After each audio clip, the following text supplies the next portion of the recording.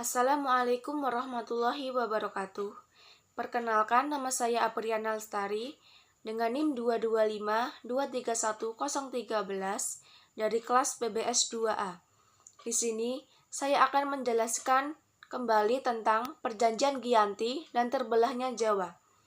Perjanjian Giyanti adalah sebuah perjanjian antara VOC, pihak Kesultanan Mataram yang diwakili oleh Pakubuwono III dan Pangeran Mangkubumi. Nama Giyanti sendiri diambil dari lokasi penandatangan lokasi perjanjian yang bertempat di Desa Janti, yang sekarang dikenal dengan Dukuh Kerten, Jatiharjo, Karanganyar, Jawa Tengah. Pada perjanjian ini dibuat untuk meredakan api konflik yang telah terjadi berlarut-larut. Pasca perpindahan Keraton Kartasura ke Surakarta, api konflik tersebut belum selesai. Pada saat itu, Mangkubumi membantu Pakubuwono II untuk meredakan api konflik tersebut sehingga mendapatkan hadiah sebidang tanah dengan luas tanah tersebut menimbulkan kecemburuan. Seorang pangeran mengulurkan ketidakadilan mengenai hadiah tersebut kepada Gubernur Jenderal Baron van Imhoff. Lalu, jenderal tersebut mengeluarkan keputusan yang membuat tanah tersebut tidak jadi dimilikinya oleh Mangkubumi. Untuk menyelamatkan daerah operasional dan peperangan, Isola Harting melakukan perundingan dengan Pangeran Mangkubumi. Harting bersepakat dengan keinginan Pangeran Mangkubumi yang hendak menjadi penguasa di tanah Jawa. Pada tanggal 23 September 1754, nota kesepakatan VOC dan Mangkubumi terlaksana. Dan nota tersebut disampaikan kepada Pakubuwono III sang pengganti Pakubuwono II. Nota tersebut menyatakan bahwa Pangeran Mangkubumi mendapatkan wilayahnya. Pada 4 November 1754, Pakubuwono III menyatakan persetujuannya terhadap hasil perundingan Gubernur Jawa Utara dengan Mangkubumi. Surat pernyataan tersebut disampaikan oleh Pakubuwono III kepada Gubernur Jenderal VOC Jacob Mosel. Kesepakatan ini mendorong sebuah perjanjian besar yang ditandatangani di Desa Giyanti di sebelah timur Surakarta. Perjanjian tersebut menjadi pangkal terbelahnya tanah Jawa menjadi dua bagian atau yang dikenal dengan istilah Palihan Nagari.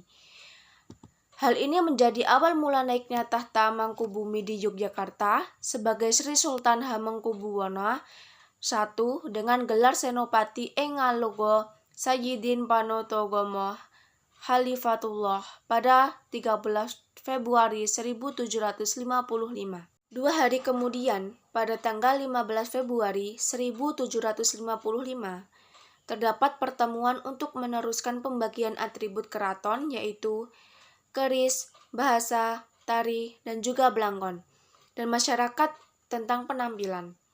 Tetapi, ada perubahan yang kita tidak tahu, karena perubahan tersebut sesuai zamannya, dan bahasa juga tidak dapat berubah begitu cepat dalam beberapa waktu. Mungkin bisa sampai 30-50 tahun. Proses pembagian wilayah dan juga aspek lain seperti bahasa mengalami proses yang panjang seiring waktu. Perjanjian Giyanti yang tidak merinci pembagian wilayah pada gilirannya menimbulkan rentetan-rentetan peristiwa. Pembagian tersebut sengaja diajak sehingga ada wilayah yang tumpang tindih satu sama lain, ada beberapa yang di wilayah Jogja dan ada yang di wilayah Solo, sehingga mengakibatkan kecenderungan untuk konflik di antara kedua kerajaan tersebut. Sementara itu, pasca Perjanjian Giyanti, Raden Mas Said atau Pangeran Sambernyawa yang dahulu membantu Pangeran Mangkubumi masih terus melakukan pemberontakan, sebagaimana Pangeran Mangkubumi turut meminta hak sebagai penguasa wilayah. Dalam gerakannya, pada Oktober 1755, Pangeran Sambernyawa berhasil mengalahkan pasukan VOC. Kemudian, pada 17 Februari 1756, ia juga hampir membakar keraton yang baru didirikan di Yogyakarta. Setelah perang bertahun-tahun, VOC akhirnya menyudahinya dengan perjanjian Salatiga pada 1757. Pembagian tersebut membuat tanah Jawa kembali terbagi titik. Dalam perjanjian ini, disepakati bahwa Pangeran Sambernyawa mendapat sebagian wilayah dari kawasan Surakarta.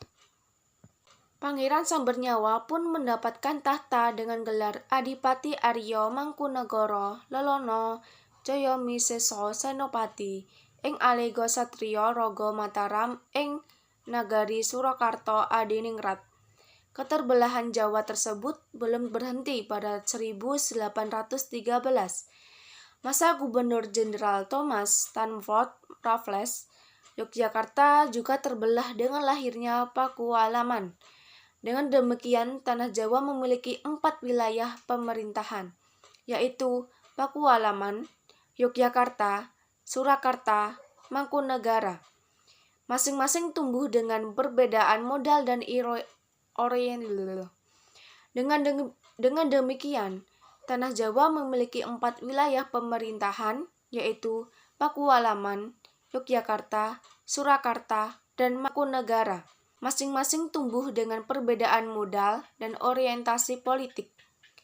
Hal ini yang membuat wilayah Jawa tumbuh menjadi tanah Jawa yang beragam. Dinamika politik yang digerakkan oleh Revolusi Pertengahan 1940 membuat masing-masing mengalami nasib yang berbeda.